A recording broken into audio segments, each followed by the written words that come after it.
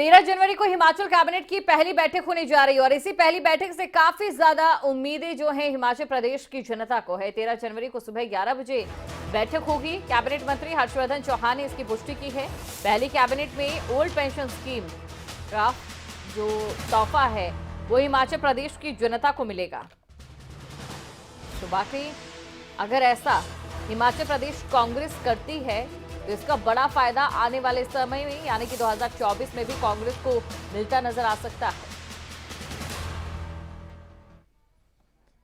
और इसी खबर पर अधिक जानकारी के साथ शिमला से हमारे ब्यूरो प्रदीप ठाकुर इस समय लाइव जुड़ चुके हैं। प्रदीप, तो देखिए आखिरकार वो दिन कब होगा जब हिमाचल कैबिनेट की पहली बैठक होगी, वो निकलकर सामने आ चुका है। पहले जिस तरीके से सीएम का इंतजार किया, कैबिनेट का इंतजार किया, कैबिनेट बैठक का इंतजार खत्म होता नजर आ रहा है।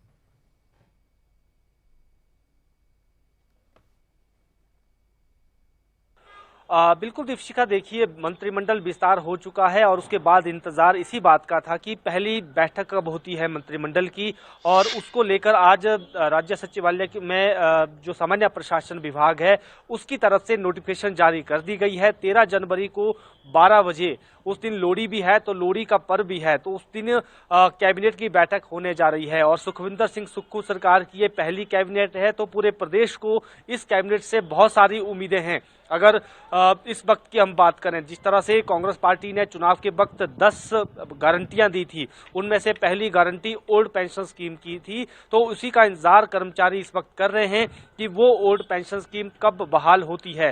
हालांकि पहली कैबिनेट है 13 जनवरी को, तो हम ये मानकर चल सकते हैं कि उस दिन ओल्ड पेंशन स्कीम बहाल होगी। और जो रूपरेखा तैयार की गई है, एक तरह से जो ड्राफ्ट तैयार किया गया है ओल्ड पेंशन स्कीम का, उसको लेकर डिटेल्ड प्रेजेंटेशन कैबिनेट में होनी है। और उसके बाद ये जानकारी है कि उसी दिन सैद्धांतिक तौर पर निर्णय लिया जा सकता है कि ओल्ड पेंशन स्कीम को बहाल किया जा रहा है। उसका पूरा क्या रहेगा क्राइटेरिया, ये तो कैबिनेट बैठक जब होगी उसके बाद ही क्लियर हो पाएगा। लेकिन ये जरूर है कि जो पहली गारंटी है कांग्रेस पार्टी की, उसको 13 जनवरी को पूरा करने वाली है। हालांकि इसके साथ साथ 1500 रुपए महिलाओं को महीने देने की गारंटी भी है, 1 लाख युवाओं को रोजगार की गारंटी भी है।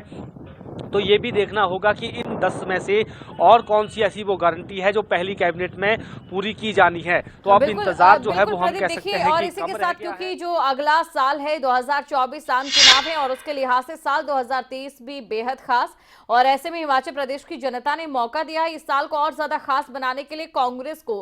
तो अगर पहली कैबिनेट की बैठक में वाकई ओल्ड पेंशन जो स्कीम है उसकी सौगात मिल जाती, सीधा फायदा कांग्रेस को जरूर मिलता नजर आएगा 2024 में।